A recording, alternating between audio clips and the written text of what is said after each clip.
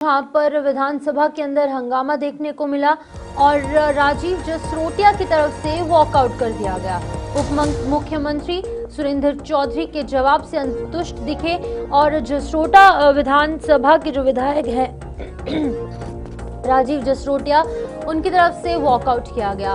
Bharatiya Janata party के विधायक पवन गुप्ता ने भी सदन से वॉकआउट किया और इस दोहरे वॉकआउट से कुछ देर के लिए कार्यवाही बाधित देखने को मिली। विधानसभा की कार्यवाही उस समय कुछ देर के लिए बाधित हो गई जब विधायक राजीव जसरोटिया ने सदन से वॉकआउट कर दिया।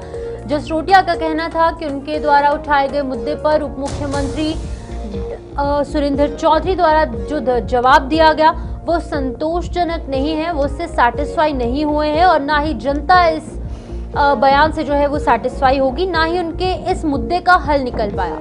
उन्होंने आरोप लगाया कि सरकार का उत्तर मूल चिंताओं को संबोधित करने में विफल रहा और उसमें स्पष्टता की कमी थी।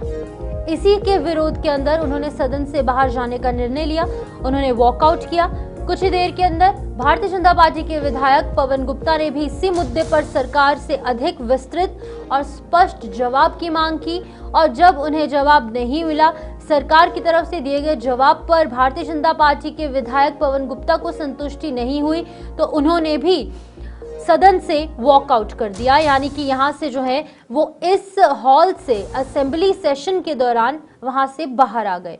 दोनों विधायकों के वॉकआउट के कारण सदन के अंदर कुछ समय के लिए हल्का हंगामा हुआ और अव्यवस्था का माहौल भी बन गया, जो कि संभावित तौर पर अक्सर हम देखते हैं जम्मू कश्मीर की असेंबली में, चाहे हम राष्ट्रीय स्तर पर बात करेंगे, पार्लियामेंट सेशन में भी इसी तरीके की चीजें देखने को मिलती है। कोई नई बात नहीं है, लेकिन इसके बाद में स्थिति सामान्य हुई और विधानसभा की कार्यवाही एक बार फिर से सुचारू रूप से शुरू की गई।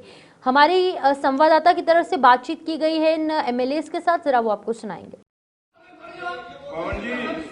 पवन जी आराम से डीपी ना आई हो जाएगी, आई तो बड़ा हो जाएगा। ऑनरेबल स्पीकर साहब, जब हम बात सेंट्रल गवर्नमेंट पे करते हैं, सेंट्रल गवर्नमेंट के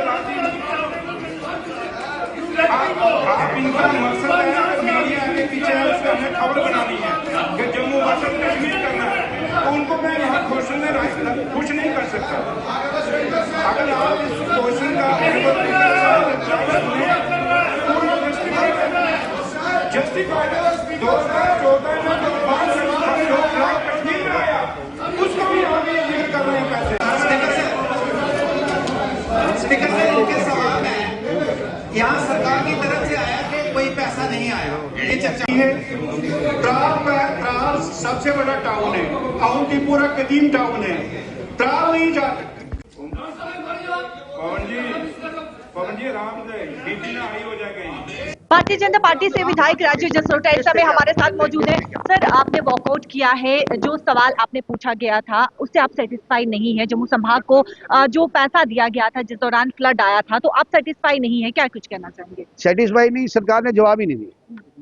मैंने इनसे जो पूछा था district wise and component wise, district wise detail देने से यही पता लगा कि ये जम्मू वर्सेस कश्मीर किया गया। मसला जम्मू में था, इवनली डिस्ट्रीब्यूट फ्लड के जो पैसे थे वो कश्मीर में भी हो गए। Flood management and border program के अंडर 62 करोड़ रुपया 64 करोड़ रुपया कश्मीर को दे दिया गया।